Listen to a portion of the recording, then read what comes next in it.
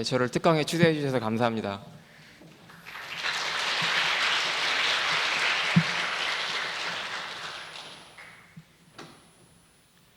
예, 사실은 제목이 인터스텔라 특강, 그러니까 현상으로 되어 있는데요. 그 제목만 보고 다른 기대를 하고 오신 분이 좀 있을 것 같아서 미리 말씀을 드리자면, 제가 강연 시간 할 수 있는 시간은 20분이고, 그래서 그 20분 안에 예를 들면 인터스텔라 그 영화에서 일어난 여러 가지 뭐 과학 현상 이런 거에 대해서 설명하기에는 시간이 너무 짧다고 생각이 돼가지고요. 사실은 딴 얘기를 하려고 했었는데 예, 아무튼 뭐 하는 데까지 해보도록 하겠습니다. 일단 뭐 그 첫 페이지에 보이는 이 사진은 영화 속의 한 장면이죠. 여기 뭐 그 인터스텔라 영화에 나오는 블랙홀이 있고요. 이게 지금 우주선이 지금 거기로 접근하고 있는 그런 모습인데요. 영화 자체에 대해서 얘기하려는 건 아닌데 어쨌든 이제 제목이 이렇게 되어 있기 때문에 이걸 보여드렸고, 이 영화에 관련돼 가지고 많은 신문 기사가 나왔습니다. 그래서 뭐 1,000만 관객이 돌파했다 이런 거 알고 계실 거고요. 그리고 이제 뭐 왜 대한민국이 인터스텔라에 열광하는가 이런 걸 주제로 해서 많은 기사가 나왔습니다. 뭐 자연과 강연의 자리가 그러니까 사람들이 넘쳐난다 이런 얘기도 있고요. 그 다음에 심지어는 이제 그 일반 신문 기사에 이런 제목으로 아주 놀라운 물리학에 대한 아주 세부적인 내용까지 소개되는 이런 기사가 실렸습니다. 그런가 하면 이제 책도 많이 팔려가지고요. 영화 때문에 상대성 이론이 무엇인가에 대한 이런 책도 팔리고, 또 영화가 나오자마자 뭐 거의 한두 달 사이에 이 인터스텔라의 과학이라고 하는 제목의 책이 2권이나 소개된 적이 있습니다. 한 권은 국내 과학자가 쓴 것이고, 한 권은 인터스텔라에 참여한 물리학자가 쓴 거를 재빨리 번역해가지고 출판을 했죠. 그래서 여러 가지 현상들이 많이 일어났는데요. 이제 이런 거 왜 일어났는가가 본래 제가 말씀드리려고 했던 그런 내용이었습니다. 그래서 이제 어떤 물리학자는 뭐라고 얘기를 하냐면, 공교육이 오랫동안 해내지 못한 일을 이 영화 한 편이 그냥 한 달 만에 해치워버렸다. 그러니까 모든 사람들의 입에 이런 상대성 이론이니 시간 지연이니 하는 물리학이 아주 어려운 얘기들이 오르내리게 됐다는 거죠. 근데 이제 그냥 과학 얘기를 안 하려고 그랬었는데, 생각을 해보니까 아무래도 그런 걸 기대하고 오시는 분이 있을 것 같아서 몇몇 분이 저한테 물어보기도 하고 그래서 잠깐만 말씀드리도록 하겠습니다. 이 영화에 나오는 물리학 이론은 이제 일반 상대성 이론이라고 하는 것이고요. 아인슈타인이 1915년에 발표한 이론입니다. 과학자들의 평가에 의하면 인류가 만든 가장 아름다운 과학 이론이라고 하고, 아주 엄격한, 아주 정밀한 수학적인 이론입니다. 근데 이제 1907년에 아인슈타인이 특허국 직원으로, 말단 직원으로 근무하고 있던 시절에 엘리베이터에서 타고 있다가 줄이 끊어지는 장면을 이제 상상하고 거기에서 아이디어를 얻어서 한 12년간 노력을 한 다음에 이제 만들어낸 이론이죠. 참고로 말씀드리면 올해가 2015년인데요. 정확하게 딱 100주년이 되는 해입니다. 그래서 물리학계에서는 이제 100주년 기념으로 여러 가지 행사를 계획하고 있습니다. 그냥 넘어가기가 뭐하니까 방정식 하나 보여드리면, 이게 이제 그 유명한 아인슈타인 방정식이라고 하는 건데요. 여기 우변은 소위 말하는 그 우주에 있는 모든 물질과 에너지의 분포를 나타내는 그런 양입니다. T문이라고 되어 있는 이런 게 그런 거고요. 좌변은 이제 우리 우주의 시공간이 어떤 식으로 모양을 하고 있는지, 어떻게 휘어져 있는지, 어떤 구조를 가지고 있는지를 나타내는 겁니다. 그래서 이건 이제 기하학적인 모양을 나타내는 것이고, 이건 우리 우주 물질과 에너지의 분포를 나타내는 건데, 그 두 가지가 딱 같다. 이것이 바로 아인슈타인 방정식의 의미라고 할 수 있겠습니다. 근데 이건 방정식이기 때문에 이 자체로는 뭐 별 의미가 없고요. 이걸 열심히 풀어야 되는데, 이걸 아무튼 잘 풀면 원칙적으로는 이 식 하나에서 우리 우주의 운명, 즉 언제 태어났고 현재 어떻게 진화를 해왔고 어떤 운명을 받게 될 것인가 이런 거를 알 수 있다고 이렇게 물리학자들은 얘기를 합니다. 또한 인터스텔라 영화에 나오는 블랙홀이나 웜홀이 우리 우주에 존재한다 이런 것도 이 방정식을 통해서 예측할 수가 있습니다.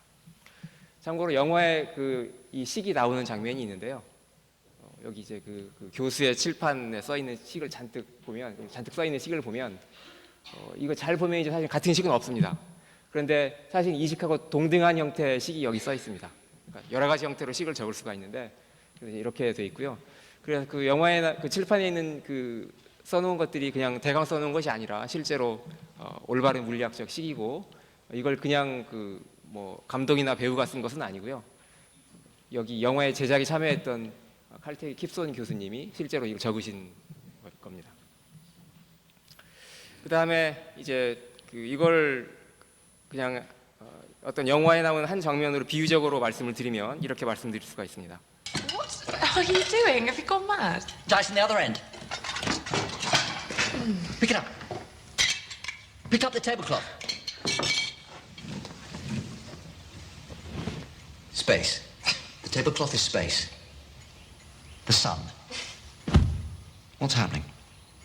What? What's happening with the sun and space?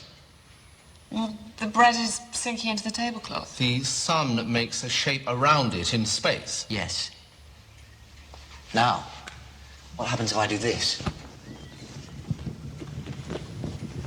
It wants to travel in a straight line, but it can't. Why not? Because the bread's making a shape. The apple follows the curves made in space. Yes. Yes, space is shaped. And that is how gravity works. Space tells objects how to move. Objects tell space what shape to be. And there's a way to prove it. When starlight comes near to the sun, what will happen to it? It'll bend. Yes. That's what he says. That's what Einstein says. Starlight will bend. 지금 보신 게 이제 비유적으로 삼각성 이론을 설명한 거고요. 이런 거를 바탕으로 해서 예를 들면 지구가 태양을 도는 이유를 설명할 수 있고 우리 우주가 어떤 식으로 진화를 해오고 있는지 어떤 팽창을 한다고 하는데 왜 팽창을 하는지 이런 걸 설명할 수가 있습니다. 이 정도로 그냥 마치기로 하고요.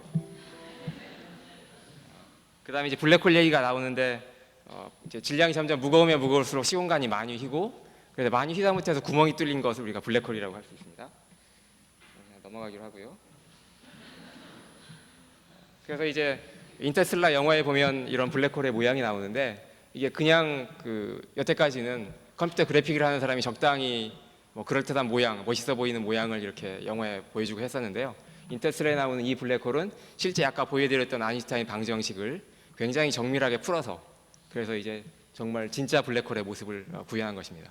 이 과정에서 아까 제 영화 제작에 참여했다고 하는 킵손 교수는 물리학 학술지에다가 전문 학술 논문을 한 편 썼고요. 그 다음에 이걸 컴퓨터 그래픽으로 구현하는데 또 새로운 걸 알아내가지고 컴퓨터 그래픽 논문도 쓰셨다고 합니다. 그러니까 이제 영화 제작과 학술 발전이 동시에 일어났다고 할 수 있죠. 그 다음에 이제 인터스텔라에 보면 웜홀 이론이 나옵니다. 근데 이 웜홀 이론이 어떻게 탄생됐는가도 재미가 있는데요. 사실은 여러분들이 아마 코스모스라고 유명한 교양과학 서적을 알고 있을 텐데 그 코스모스를 쓰신 칼 세이건 교수가 1980년대 이 킵손 교수한테 둘이 친구예요. 킵손 교수한테 물어봤습니다. 소설을 쓰고 있는데 그 소설에 이제 아주 머나먼 우주까지 순식간에 여행할 수 있는 그런 방법이 있으면 좋겠다. 물리학적으로 어떤 게 가능하냐고 물어봤습니다. 그랬더니 이제 킵손 교수가 이리저리 생각을 해보다가 웜홀을 이용하면 가능하겠다 하는데 착안을 해서 이제 그 전까지는 그냥 말로만 떠들고 있었던 그런 웜홀이 있었는데 아주 본격적으로 진지하게 그 가능성에 대해서 연구를 해봤습니다.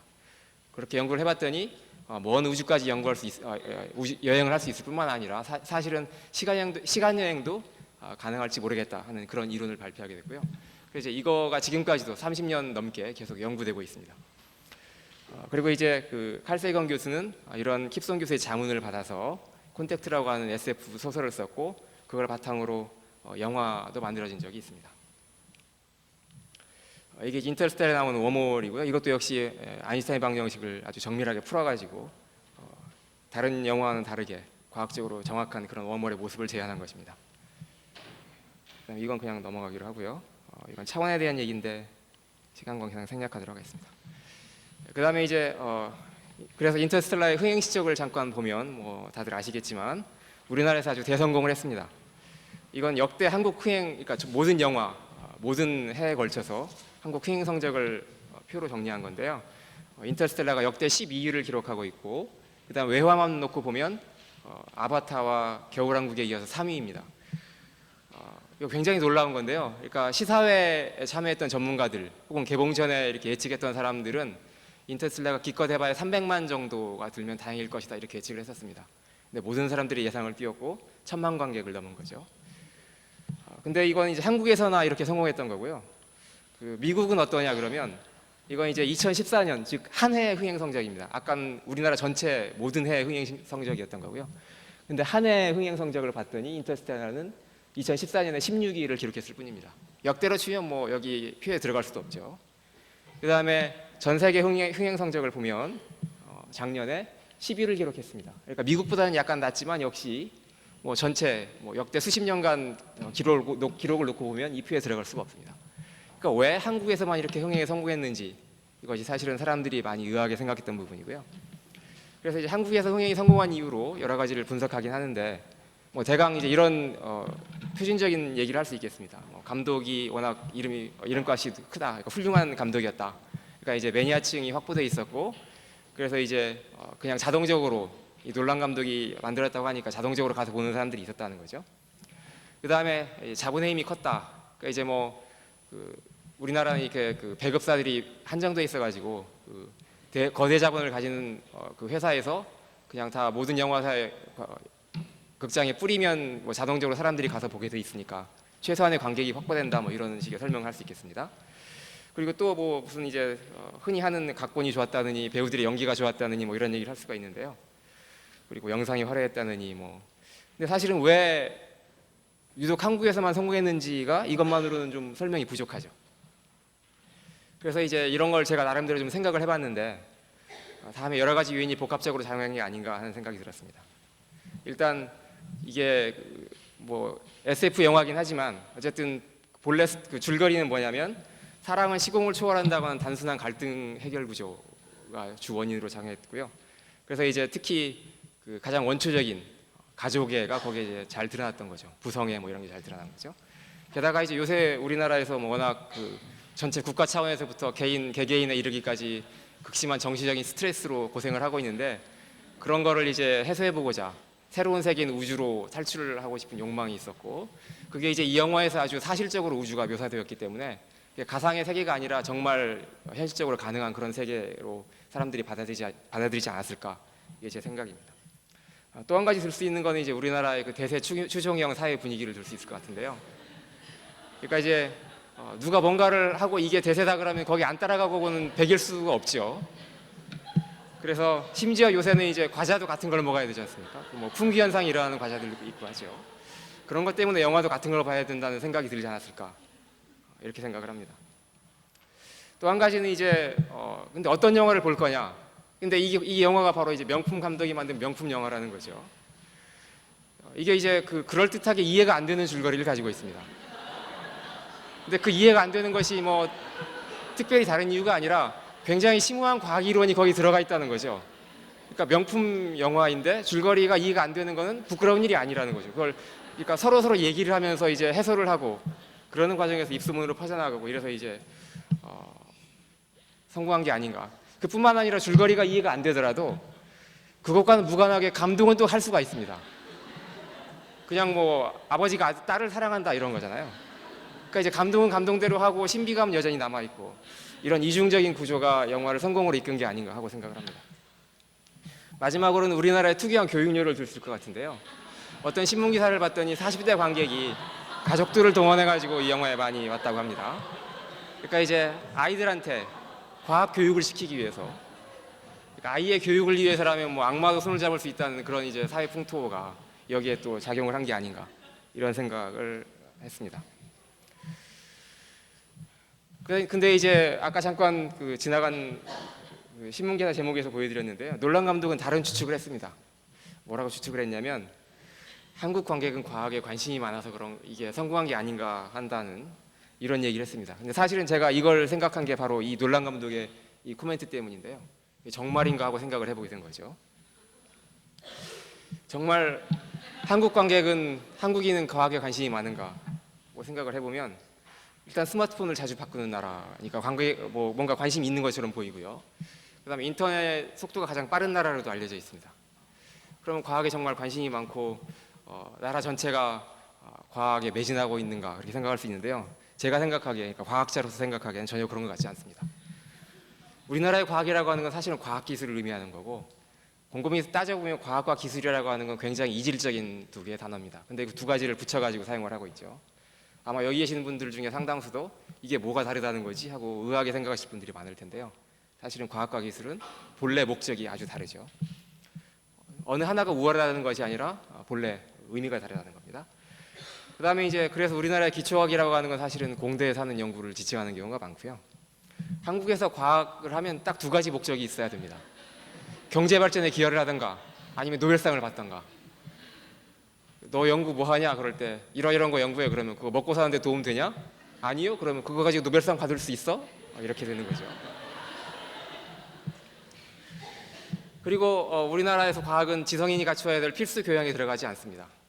소위 문사철이라고 하는 인문학 또는 거기에 이제 영화나 음악이나 미술 같은 예술 이런 게 이제 교양인의 필수 덕목이라고 한다면 과학은 그렇지 않습니다. 과학은 특정인이 전문가만 알고 있으면 되는 그런 특정 지식이고 심지어는 과학을 모르는 걸 전혀 부끄러워하게 생각하지 않으며 예를 들면 어떤 그 높은 고위 관료나 이런 분들이 과학에 관련된 어떤 행사에 참여해가지고 축사를 하면서 저는 과학에 대해서 잘 모르지만 축사를 하러 왔습니다. 이런 식으로 이제 얘기를 하죠.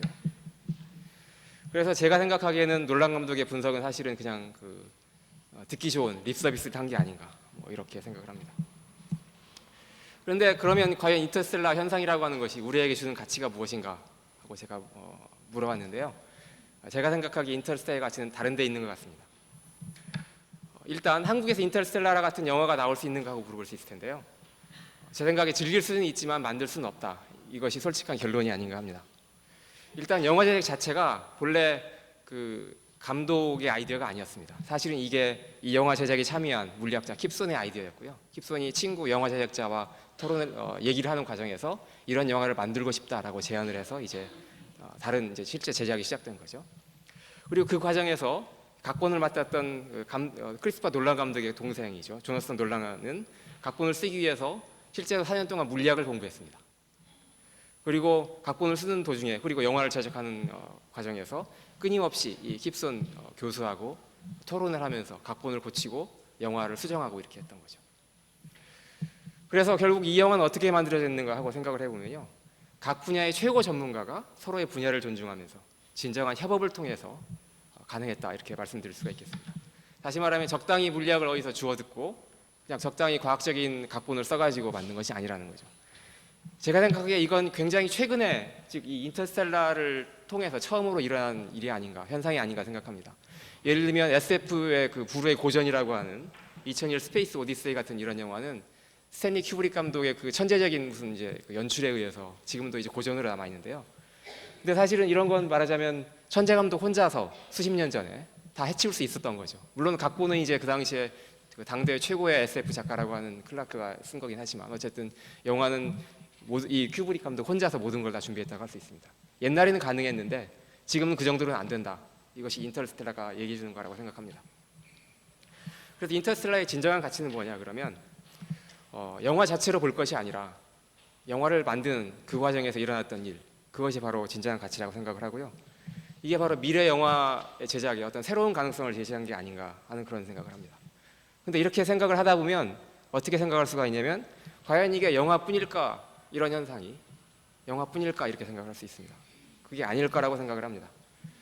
그래서 저는 어떻게 생각을 하냐면 앞으로 미래에는 최고의 전문성이 결국 최고의 상품성 혹은 최고의 생존 전략이 되지 않을까 이런 생각을 해봅니다. 결국 최고의 보편성이라고 하는 것은 어떻게 보면 전문성과 굉장히 배치되는 그런 말일 수도 있지만 사실은 최고의 전문성과 크게 다르지 않다 이렇게 생각을 하는 거죠. 미래는 융합의 시대라고 보통 사람들이 얘기를 하는데 그때 그 융합이라고 하는 것이 무엇인가 하고 생각을 해보면요. 저는 두 가지 정도 가능성이 있다고 생각을 합니다. 보통 사람들이 흔히 얘기하는 그런 융합이라고 하는 것은 한 사람이 여러 분야를 두루두루 섭렵해서 그래서 그 지식들을 자기 안에서 적당히 이제 융합을 시킨다 이런 개념으로 사용하는 것 같은데요. 저는 그것만이 융합이라고 생각하지 않습니다. 그러니까 적당히 대강 여러 분야에서 적당한 지식을 가진 사람들이 모여서 적당히 토론을 하면 그냥 그런 수준의 결과밖에 나오지 않는 거죠. 진정한 융합이라고 하는 것은 자기 분야에서 최고의 전문가들, 그런 전문가들이 모여서 서로 토론을 했을 때 그런 때 비로소 그전에는 존재하지 않았던 새로운 융합이 일어나는 것이 아닌가 이런 거죠. 그래서 결국 제가 생각하기에 앞으로 미래에서 여러 가지 다양한 융합이 일어날 텐데 그 중에 한 가지 가능성 그리고 보통 사람들이 생각하지 않는 그런 가능성은 각자 자기의 분야에서 다른 사람들로는 절대로 대체가 불가능한 그런 최고의 전문성을 갖추는 것, 그런 것이 미래 시대에 대비하는 그런 생존 전략이 될 수도 있다고 봅니다. 그리고 이것이 바로 미래 사회에 대해서 인터스텔라 현상이 주는 그런 가장 중요한 의미가 될 거라고 생각을 합니다. 그래서 대학원생은 아래 이제 제가 이 주제를 고른 이유가 바로 그것인데요. 대학원은 사실은 전문가가 되기 위해서 진학하는 곳이고, 그리고 여기 앉아 있는 대학원생 여러분들은 말하자면 최고의 선택을 한 거라고 저는 생각을 합니다. 그리고 전문성은 그럼 어떻게 갖추어 나가는 거냐?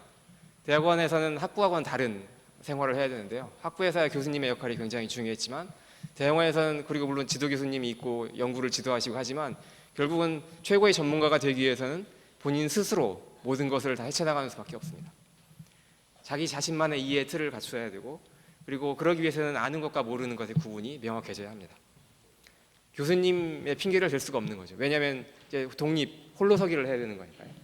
그래서 그 자기의 전문 분야에 관한 한 세계 누구와 토론을 하더라도, 노벨상 수상자와 토론을 하더라도 결코 뒤지지 않을 그런 기본 실력을 갖춰야 된다고 생각을 하고, 그것이 바로 진정한 전문가가 되기 위한 길이라고 생각을 합니다. 이것이 별로 처음에 어렵게 느끼겠지만 별로 어려운 일은 아닙니다. 모든 분야에서 최고가 되라는 것이 아니고 굉장히 좋은 분야일 수 있지만 적어도 그 한 분야에서만큼은 자기가 모든 걸 알고 있다는 그런 자신감이 있어야 된다는 거죠. 그리고 그런 전문성을 갖춰 나가는 과정에서 얻는 다양한 경험들이 결국은 최고의 보편적인 어떤 자산으로 작용할 거라고 생각을 합니다. 그래서 결론상으로 말씀드린다면 시야는 넓게 가지되 사고는 깊게 하자. 이것이 여기 앉아 있는 대학원생들한테 제가 드리고 싶은 그런 조언이라고 할 수 있겠습니다. 마지막으로 시간이 약간 지났지만 에필로그 삼아서 한 가지를 소개해드리면요. 이건 그 퀸이라고 하는 유명한 그룹이 1975년에 작곡했던 불렀던 노래인데요. 39년이라고 하는 이런 제목을 가지고 있는 노래입니다. 이거는 브라이언 메이라고 하는 퀸의 기타리스트가 실제 작곡한 노래입니다. 여러분들은 아마 특히 교수님들 세대에서는 퀸이 굉장히 유명한 그룹으로 알려져 있을 텐데요. 이 곡도 명곡으로 알려져 있고요. 근데 이 브라이언 메이는 퀸의 기타리스트로 굉장히 유명하지만 사실은 또 다른 직업이 있습니다.